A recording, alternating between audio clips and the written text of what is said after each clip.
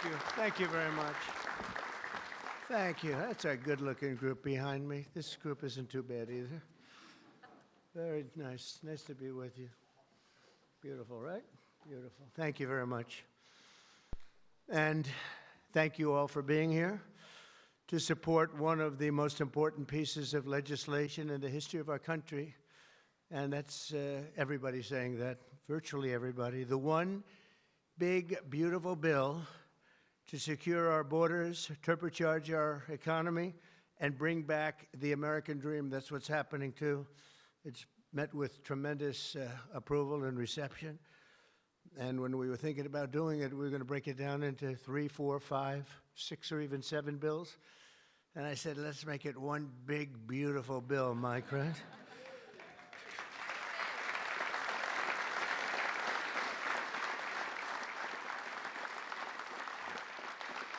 They actually said it would be very much harder to get this way, but it would be better. And the truth is, I think it worked out well because there's something for everybody, and I think in many ways much better. We're delighted to be joined by Secretaries Marco Rubio, Scott Bessent, Pete Hegseth, Doug Burgum, Doug Collins, Sean Duffy, Howard Lutnick, Linda McMahon, Brooke Rollins, Scott Turner, Chris Wright. Wow, that's a hell of a group. I think that's the biggest group of cabinet members. That's the biggest group of cabinet, and we're not finished yet because we have our great Attorney General Pam Bondi here, U.S. Trade Representative, and he's working around 24 hours. We have them one after another. Countries come. Everybody wants to be with us because we have the hottest country in the world. A year ago, we had a disaster on our hand. We had the coldest country, I think, by far. And now we have the hottest. The King of Saudi Arabia, when I was there, we brought back $5.1 trillion between Qatar, Saudi Arabia, and UAE. And all three said, great leaders, they all said to me the same thing. You know, it's amazing. In 4 months at that time now it's getting to be close to 6. But in 4 months, they said, you have the hottest country anywhere in the world. It's not even close. And they thought we were dead a year before that. They said, I thought you were dead. The country was dead. And it was pretty close to it. But we have the hottest country in the world, so it's great. And Trade Representative Jamieson Greer is very busy because, where are you, Jamieson? Everybody wants to make a deal and have a part of it, right? I know you and Howard and Scott are working overtime, making deals with other countries. Remember a few months ago, the press was saying, do you really have anybody of any interest? Well, we just signed with China yesterday, right? Just signed with China. We have everybody. We're not going to make deals with everybody. Some we're just going to send them a letter, say, thank you very much. You're going to pay 25, 35, 45%. That's the easy way to do it. And my people don't want to do it that way. They want to do some of it, but they want to make more deals than I would do. But we're having some great deals. We have one coming up, maybe with India, very big one, where we're going to open up India. In the China deal, we're starting to open up China, things that never really could have happened. And the relationship with every country has been very good. And we also have OMB Director, who's very busy also, Russ Vogt. Thank you. Thank you, Russ.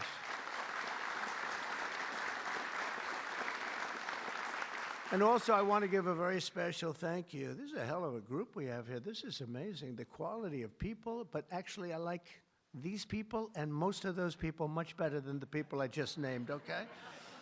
But a very special thanks as well to Speaker Mike Johnson, who's a great, legendary guy. He's going to go down as a legend. A great friend of mine, a fantastic Senator, Roger Marshall, wherever you may be. Roger, thank you very much. Thank you. Bernie Moreno, great win Bernie had in Ohio. Bernie, great win. That was a tough race.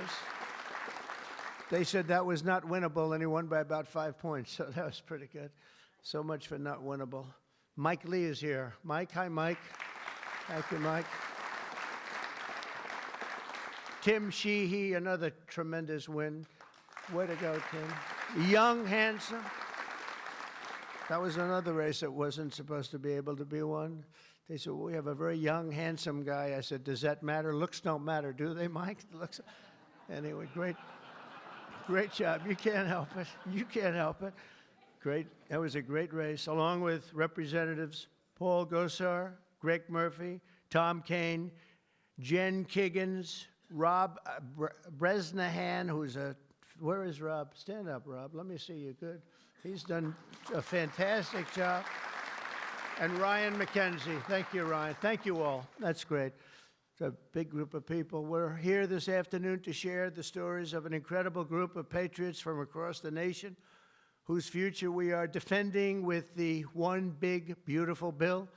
This is the ultimate codification of our agenda to, very simply, a phrase that's been used pretty well by me over the last 10 years, but maybe even before that, make America great again. Very simple, make America great again. When Joe Biden used to get up and say, we will stop this horrible MAGA. We're going to stop MAGA. We're going to fight it. We're going to, I said, Joe, loosen up. It's called Make America Great Again. It's okay. Remember that he got up so angry. He was so angry. He said, make America great again. But we'll deliver a record tax cut, a record spending cut, a record investment in border security. We've done so well on the border. You know, last month, we had 0 people that crossed the border. 0.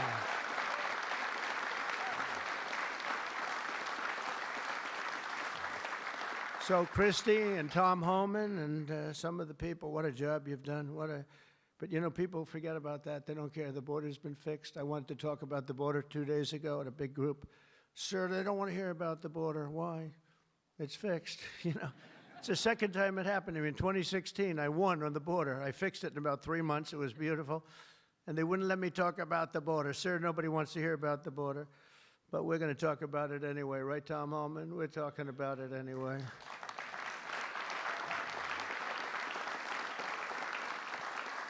So we have a big number of dollars that's coming here because we want to keep it that way and we want to keep it fixed, and a record number of deportations. We're bringing criminals out by the thousands. Nobody can even imagine. They let people in that were murderers, 11,888 murderers, gang members, people from mental institutions and insane asylum. You know what that is? That's insane asylum. That's a mental institution on steroids.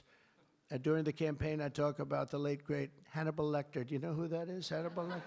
Silence of the Lambs. I'd talk about it, and the fake news would go crazy. Why does he keep mentioning? Well, because we won in a landslide. That's why they don't want to have Hannibal in our midst. And the day I signed this bill into law, almost every major promise made in the 2024 campaign already will have become a promise kept. And that's very important. Promises made, promises kept. And according to the Council of Economic Advisors, these reforms will protect or create more than 7 million jobs, add 3.1% to economic growth, reduce taxes for the typical American by nearly 15%, and increase take-home pay for the normal family of 4 by at least $13,000, and that takes place immediately. That's not bad, right? Look, I'm looking at that guy back there, right? That's pretty good. And if we had a person over at the Fed that would lower interest rates a little bit, that would be helpful too. It's hard to believe. This is on top of, you know, we have to fight this guy. He's not doing the job. Each point that he keeps it up is the equivalent of $300 billion. $300 billion. So if he lowered it to, it would save $600 billion. We have to work hard with cuts on that, right? That's a lot of cutting. And this guy could do it so easily. We don't have inflation. Well, we might have inflation. Yeah, and if you do, you raise the rate a little bit. That's okay. But we're going out because Biden gave us a lot of short-term debt. And given the short-term debt, he did us no favor. So I think what we'll do is we'll probably just extend the short-term debt and then go out, because I don't want to tie it up for 10 or 15 years at a high rate.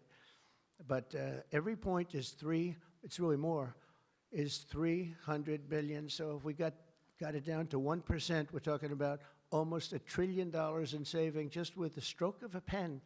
No work, no missing anything, just like an accounting situation. Oh, Doug Collins, I just see Doug. Did I mention you, Doug? I don't think so. I'm glad I saw you.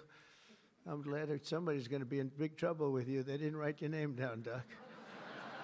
Somebody's in big, somebody's in, I got you. So we think of that, though. We save, and all you have to do, it's so simple. I'm explaining to this guy, and Biden extended him. That wasn't good. I'm explaining to him, you can do so much for our country. You could save $1 trillion just with a stroke of a pen. Just a little, the utterance of a sentence that we're going to be cutting. It's a shame. It's a shame. We're one of the highest. We should be the lowest. You know, we're the United States of America. We'd have money coming in like at levels that they have never seen. I got a call the other day from the people in Congress because we're doing our bill. I didn't even tell you this, Mike, and they called. They said, there's something wrong with the numbers, sir. I said, what's wrong? I don't know. They're not balancing out. There's something really wrong. I said, is that a good thing or a bad thing? Well, we don't know. I said, what's the problem? We're taking in much more money than we have scheduled. I said, so far that sounds good. They said, how much is it? About $80 billion. I said, do me a favor, check the tariff line. They called me back an hour later. Sir, we've taken in $88 billion in tariffs. Isn't that a beautiful thing? $88 billion. I thought I'd tell these little stories. Go off script and tell these little stories, Scott, right? Because it does make it a little more interesting, although my speechwriters have just gotten every award in the book. Vince, where are you, Vince? Where are we? Where's Ross? He's gotten all these awards, and I'm going off the record all the time. Where is he? He didn't show up to the speech. He wrote the speech. He didn't show. Well, that means he has confidence in me. According to the Council of Economic Advisors, these reforms will protect or create more than 7 million jobs, add 3.1% to economic growth, reduce taxes for the typical American by nearly 15%, and increase take-home pay for a normal family by an incredible $13,000. All of these things are happening. And by the way, there's no inflation.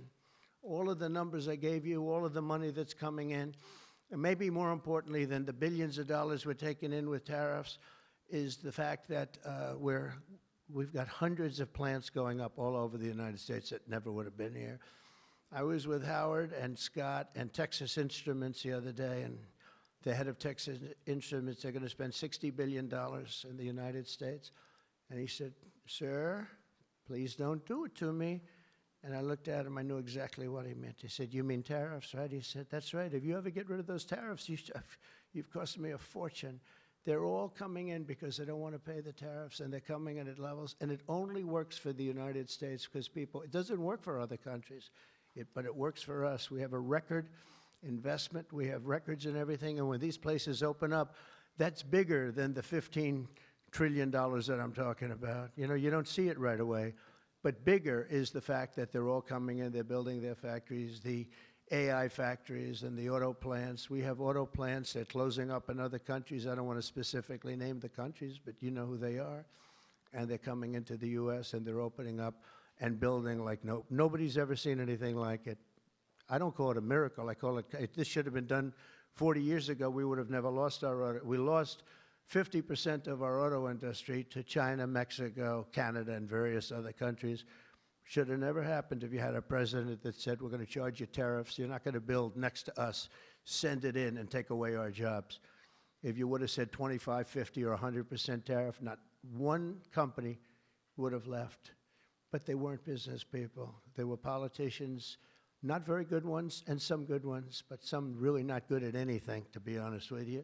We're going to stop the largest tax hike, and we're going to do that in history. This would be, if the bill doesn't pass, there'll be a 68% tax increase. Think of that, 68%, which would be the largest in history by about 40 points. And we'll make the Trump tax cuts permanent, expand the child tax credit, and we will deliver no tax on tips, no tax on overtime, and no tax on Social Security for our great seniors.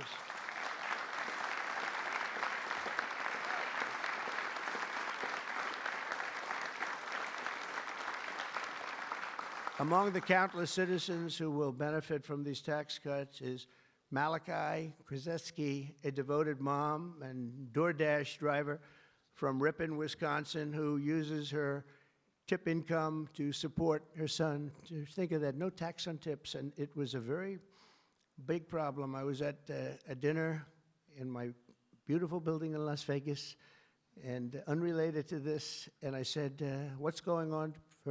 I will never say good-looking waitress, because looks don't matter anymore, you know, in our modern society. She happened to be beautiful, but I won't say that. I won't mention that, but nevertheless, a waitress came over, and I said, how are you doing? She said, not good, sir. Why? The government is killing me on tips. And she looked at me, she said, sir, there should be no tax on tips. I said, say it again. There should be no tax on tips. I said, that's the coolest thing I've ever heard. I walked outside, the press was there, as always, waiting for something bad to happen, hundreds of them. I said, ladies and gentlemen, please announce tonight there will be no tax on tips.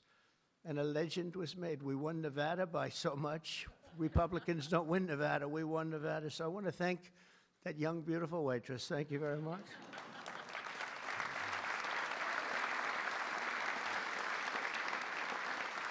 But with no tax on tips and other cuts, this bill will save Malachi thousands of dollars per year, enabling her to achieve her goal of visiting every U.S. state with her son. She wants to visit every state by the time he's 18 years old. So, Malachi, it sounds to me like you're off to a fantastic start. And where are you, Malachi?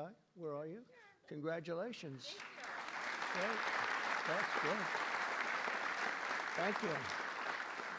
Also with us today is Luke Wilson, a 23-year-old electoral lineman. He loves being an electrician, but in this case, the lineman. And these are guys that take big risk, and it's hard stuff. But if you know what you're doing, it's fine. He's from Harmony, Pennsylvania, as well as Dee Sova, a truck driver from Springfield, Missouri, where, by the way, our beautiful planes landed, our B-2s. They landed after 36 hours of flying. Great going, Pete. And they hit the target. And they hit the target, and the target has now been proven to be obliterated, just as we said. We had little fake news from CNN. Thank you very much, CNN, for that. With 3 million miles of driving under her belt, who mentors other women in her industry. And I just want to say, Luke and Dee spend countless hours working overtime to help make this country run. And this bill, the typical overtime worker like them will take home nearly $1,500 extra every single year. So you're talking about at least $1,500, and there will be no harassment because you were being harassed by the Democrats. So Luke and Dee, congratulations to you both. Thank you very much. Congratulations, wherever you may be. Thank you. Thank you very much. Also with us is James Benson, a third-generation auto worker from Belleville, Michigan, who has spent 26 years at Ford Motor Company, which is doing very well. They have a lot of plants in this country. If you have plants in this country, you're going to make a lot of money. And is a member of a tremendous group of people, auto workers.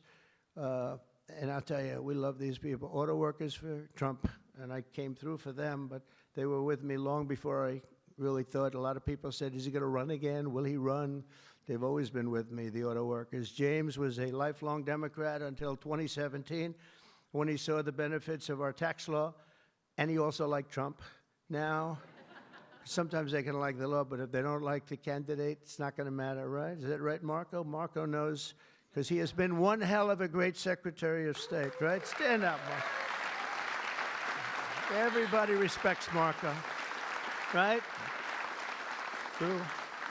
Everybody respects him. Now we're delivering an even bigger win for the auto workers by making interest on car payments fully tax deductible. You know, that's something only rich people seem to have gotten. I said, you know, and that was my idea. It's pretty simple. But I said, you know, the rich people, they always looking for deductions. We want deductions. Linda, did I say, will you please stand up? Linda McMahon. So great. How much is Harvard going to be charged? How much are you asking for Harvard? Because they really have violated a lot of different caveats, haven't they? Huh? A lot, like a lot.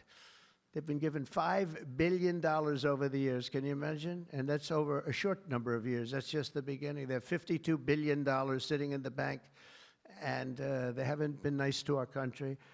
So I want to thank Linda McMahon, who's been really fantastic.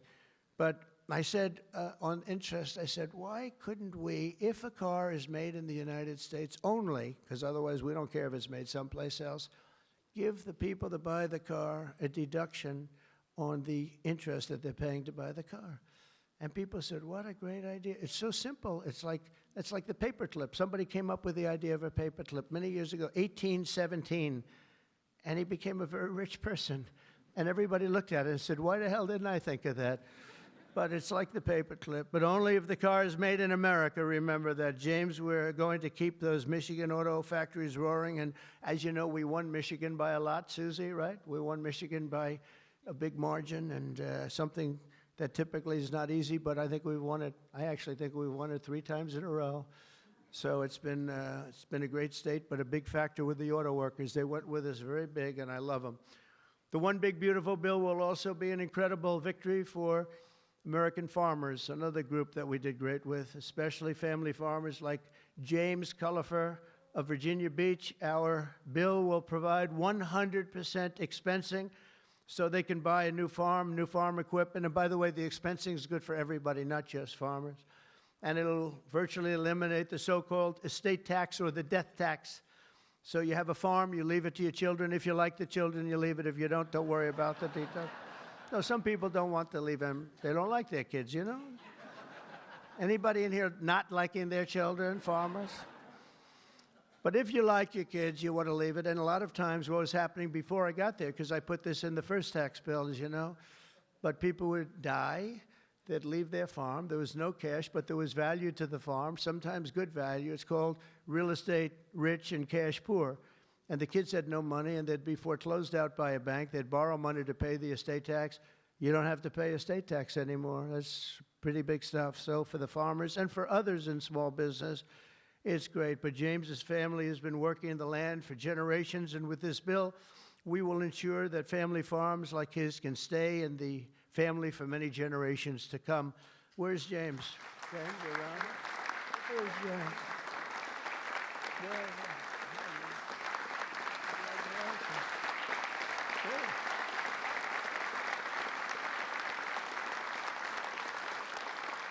That's great. And you know what I mean, James, right? People pass away, they love their kids or whoever they're leaving, but they love their kids especially.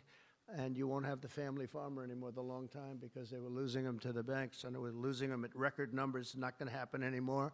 There's no tax. We're also going to empower American parents by expanding opportunity scholarships to provide school choice. School choice is a big deal.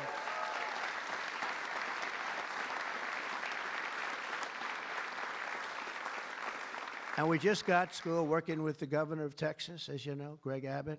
We just had it passed in Texas, and I know about that. Somebody said, yeah, that was a big deal. They've been trying to get it for 9 years, and they asked me if I'd call the legislature, Republicans in the legislature, and I did.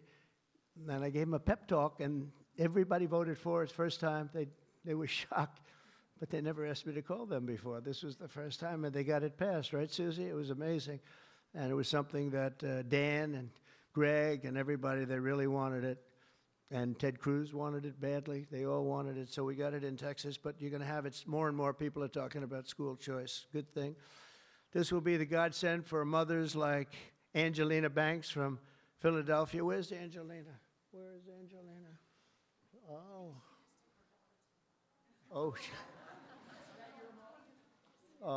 Oh, you are very pretty. She went out for a second and she's coming back. Okay? Where's Ange? Come on over here, Angelina. Oh, that's terrible. Oh, wow. How are you?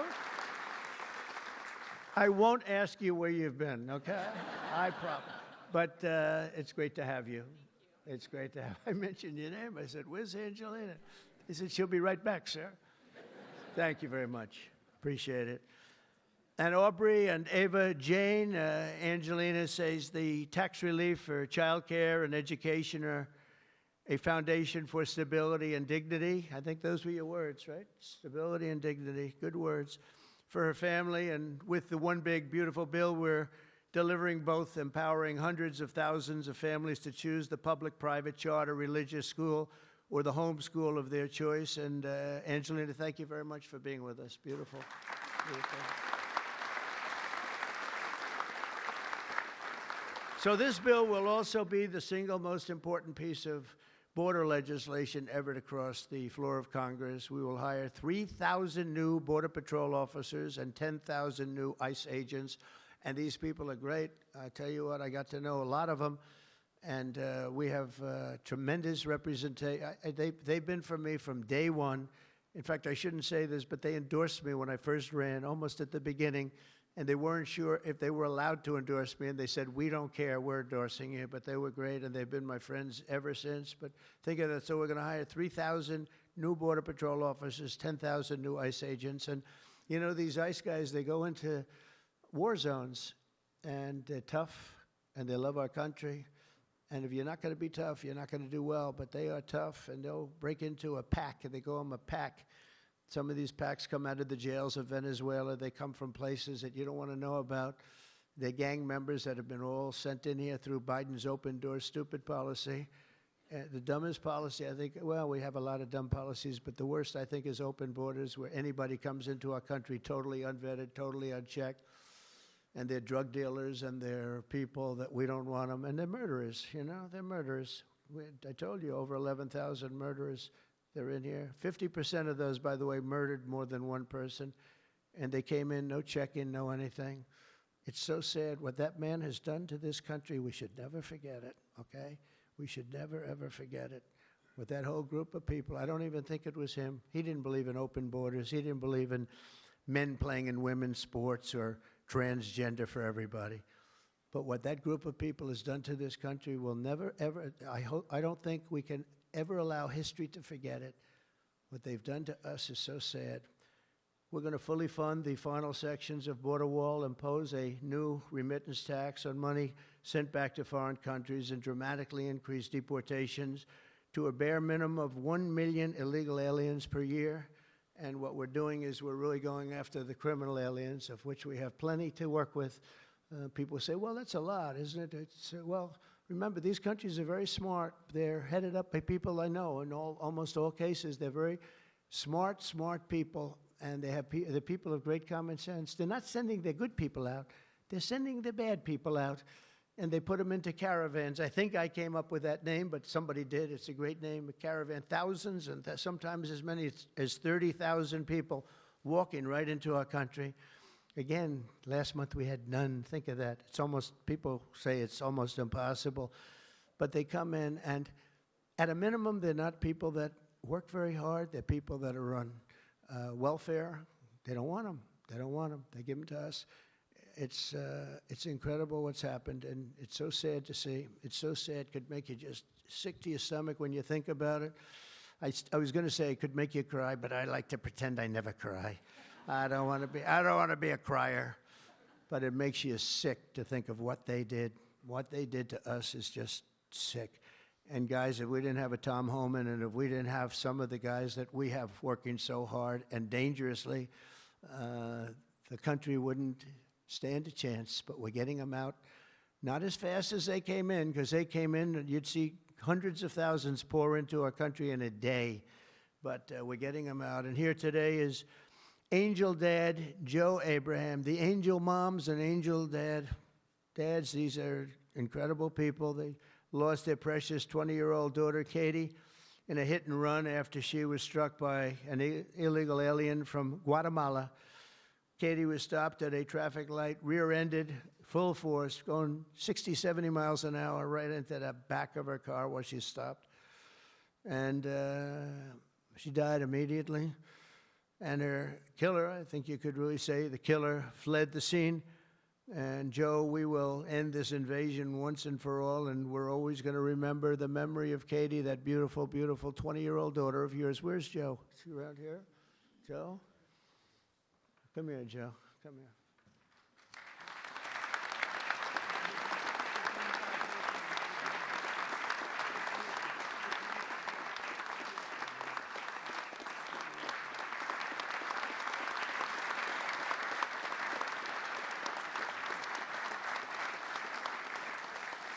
Ah, boy, oh, boy, oh, boy.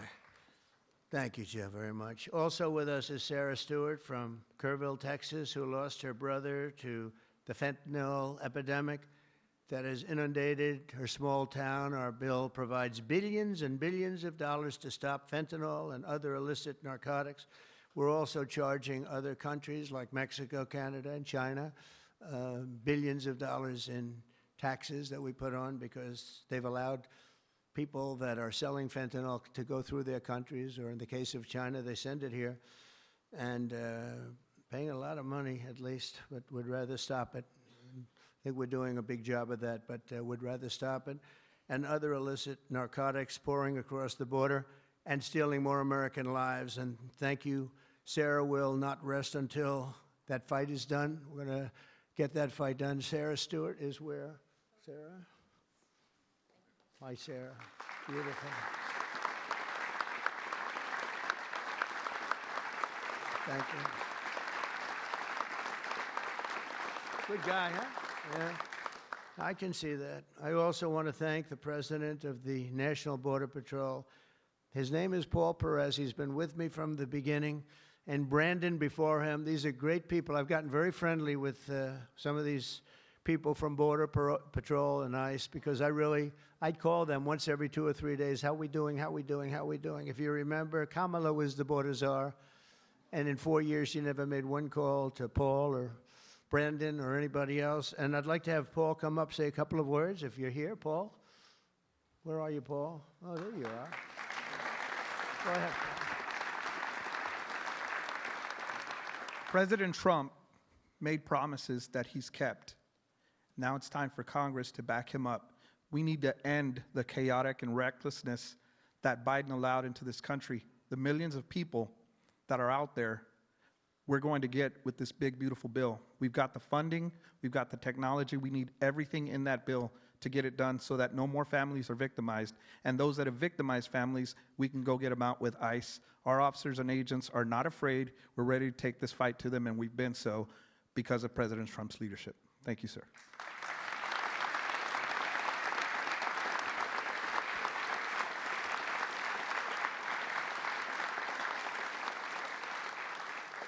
He's been a great friend of the country. He really has, and he's worked with Tom Homan and Christie and all the people that work so hard. They have been incredible. And, you know, I wasn't going to do this, but I see Tom Homan is sitting there, and, you know, I have to call him up. Look at that. I don't call up the Speaker of the House. I don't call up Marco or Peter or anyone.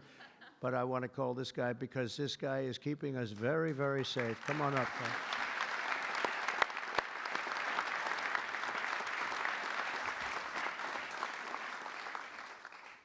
Well, look, I think this issue of the big, beautiful bill should be nonpartisan. I don't know what the hell's the matter with everybody up in Congress? People are dying every day. ICE is arresting 3 times as many criminals that the Biden administration did. We're taking public safety threats and national security threats off the street every single day. But we got over 600,000 illegal aliens with criminal histories walking the streets of this country. We got less than 5,000 deportation officers. This should be a no-brainer. The more resources we get, if we get this bill passed, we got more agents on the road. We buy more beds, we get more transportation flights. More agents means more bad guys arrested, taken off the streets of this country every single day. Every day we arrest a public safety threat or national security threat, this makes this country much safer. Who the hell would be against that? And I get irritated, I get pissed off because I'm sick of meeting angel moms and dads. You want to talk about family separation? They buried their children. So I've done this since 1984. I've worked for 6 different presidents. No one has had the success of the Trump administration. We got the most secure border in the history of this nation today.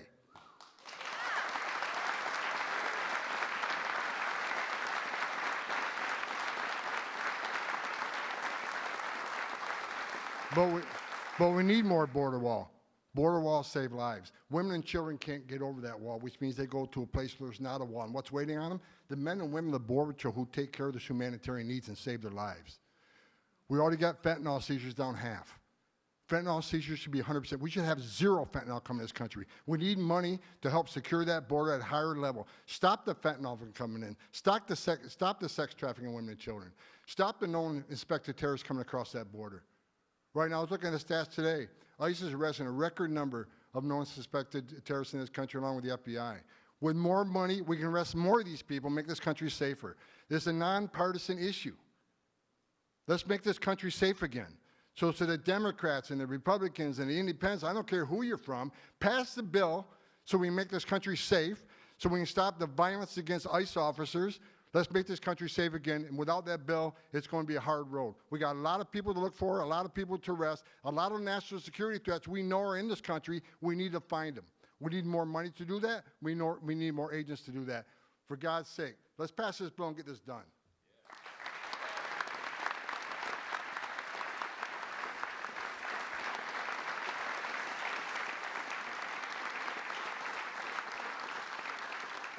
He got so angry he didn't even shake my hand or look at me. Just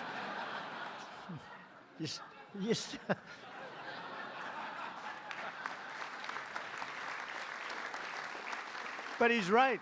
He's right. And we have no money for the border if we don't pass this bill. We have virtually nothing. And so we're going to get it done for you, Tom, and for all of the people that have worked with you. It's been amazing, the job you've done. And just in finishing, look, this is the largest tax cut in the history of our country. They want to give you, the Democrats want to give you the biggest tax increase in the history of our country. They have things, whether it's border or economic development or no tax on tips and Social Security and no tax on overtime and all these different things. There are hundreds of things here. It's so good. And we're going to also cut costs. We're cutting $1.7 trillion in this bill, and you're not going to feel any of it. And your Medicaid is left alone. It's left the same. Your Medicare and your Social Security are strengthened. We're not cutting. The Democrats are going to destroy all three of them because it's not sustainable. They'll end up cutting your Medicare, Medicaid in half. So we're going to do a real job. It's so important. So if you can, call your senators, call your congressmen. We have to get the vote. I want to thank you. You have been unbelievable, Mr. Speaker. You have worked round the clock for months,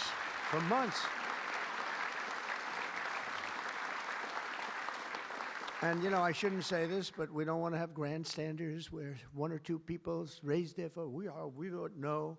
And they do it to grandstand, that's all. Not good people. They know who I'm talking about. I call them out.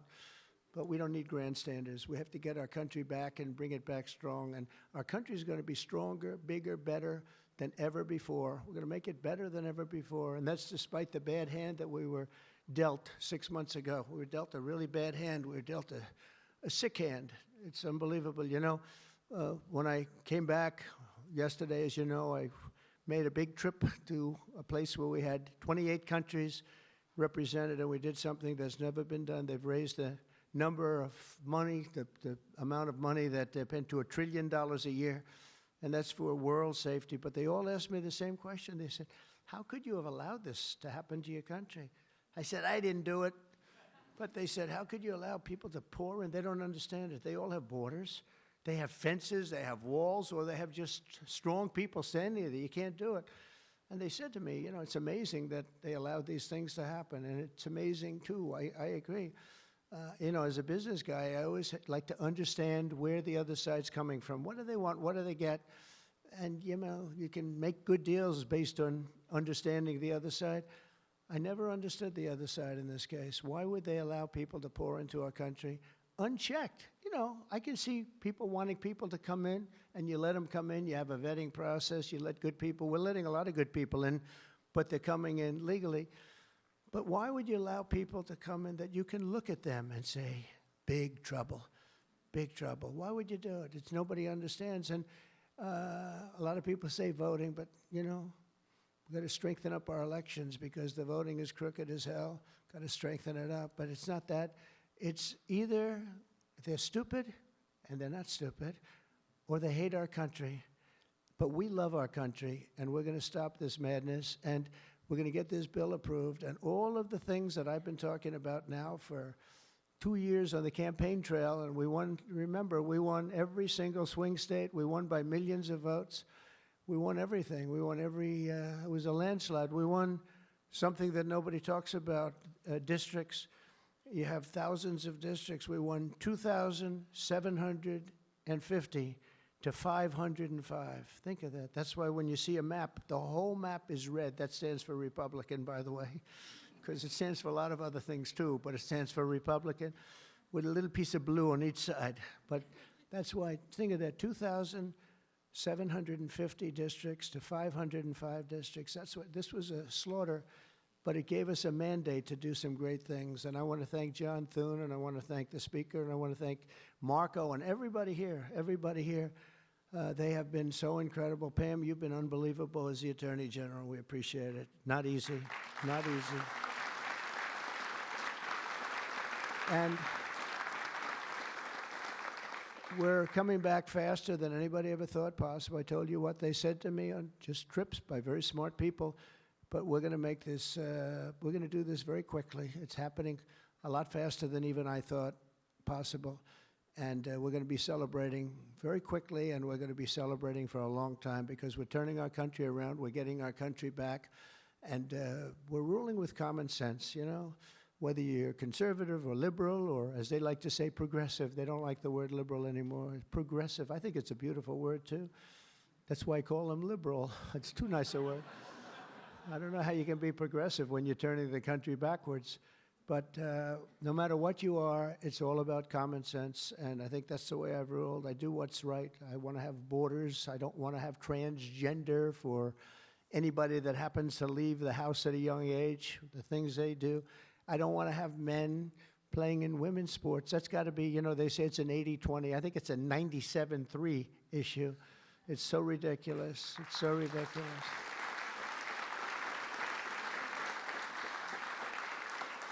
There was a long-distance race the other day, or at least reasonably recently, and they had a top man and they had top woman, but it was a women's race, and the man entered. He happened to be transitioned. Isn't that lovely? And he entered the race, and he beat the champion woman by 5 hours and 14 seconds. 5 hours, that's a lot. Think of it. You're waiting 5 hours for your beautiful daughter to come in. Come on, baby, let's go. You can do it. He won by 5 hours and 14 seconds. It is crazy, and it's so demeaning, and they don't want to change. I see it the other day. Guys like Schumer, our great Palestinian senator, this guy, no, he's changed. He used to like Jewish people. Now he's totally against Jewish people. It's the most incredible transformation I think I've ever seen. But who would allow this to happen? In other sports, the same thing. Try the weightlifting numbers someday. You want to see some big differences.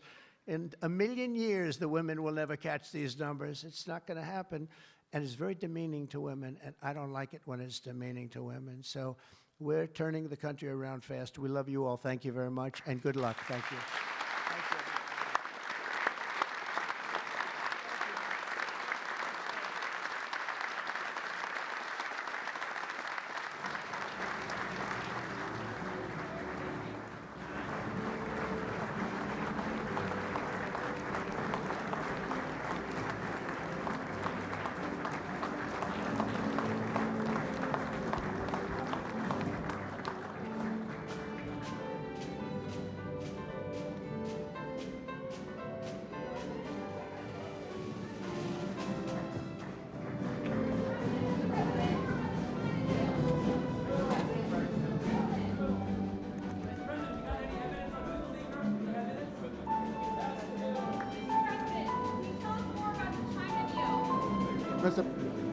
Mr. President, can Congress finish this by July 4th? We hope so.